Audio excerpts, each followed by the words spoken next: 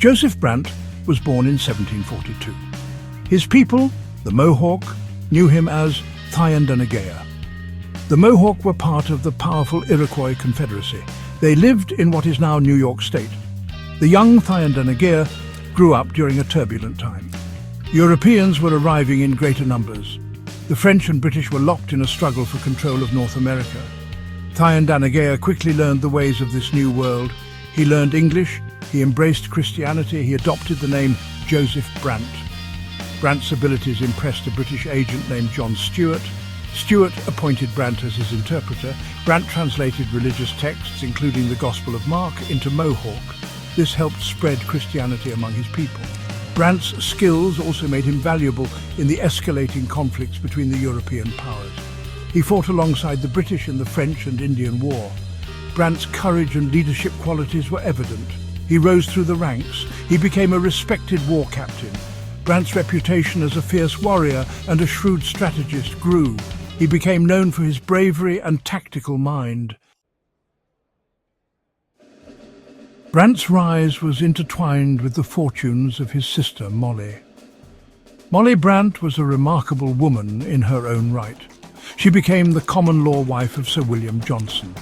Johnson was the British Superintendent of Indian Affairs. He wielded immense influence over the Iroquois Confederacy.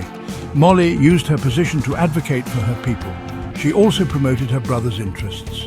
When the American Revolution erupted in 1775, Brant faced a difficult choice. The colonists' fight for independence threatened the traditional lands and alliances of the Iroquois. Brant sided with the British. He believed they offered the best hope for the survival of his people. Brant led Iroquois warriors in numerous raids and battles against the colonists. He fought with distinction in the battles of Oriskany, Cherry Valley and Wyoming. Brant's tactics, however, were often brutal. He believed in total warfare. His raids terrorized the frontier settlements. He earned a fearsome reputation. Many colonists regarded him as a savage. His actions fueled the flames of hatred and resentment on both sides. Brant's military successes could not stem the tide of the revolution. The British suffered a series of defeats.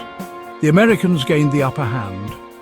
In 1779, General John Sullivan led a scorched earth campaign through Iroquois territory. Sullivan's forces destroyed villages, crops and orchards.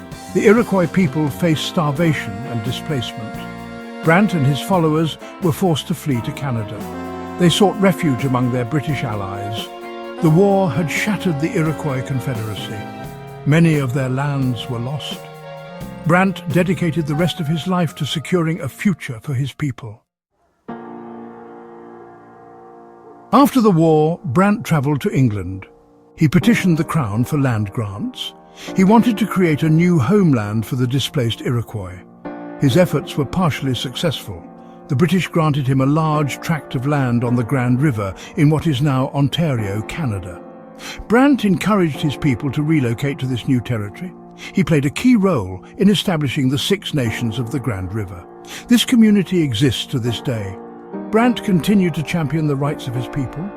He translated religious texts into Mohawk. He oversaw the construction of churches and schools. Brant died in 1807. He left behind a complex legacy. Brant was a skilled diplomat and a courageous warrior.